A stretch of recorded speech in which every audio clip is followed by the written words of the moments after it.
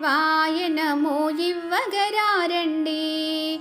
మన పురుషోత్తముడికి వాయనము ఇవ్వగరారండి. వాయనము ఇవ్వగరారండి. మన పురుషోత్తముడికి వాయనము ఇవ్వగరారండి.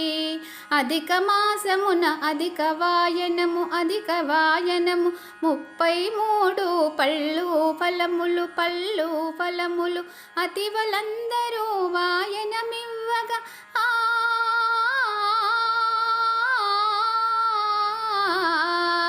అతివలందరూ వాయనమివ్వగ వేద బ్రాహ్మణులు సంతసించగా వాయనము ఇవ్వగరారండి. మన పురుషోత్తముడికి వాయనము ఇవ్వగరారండి.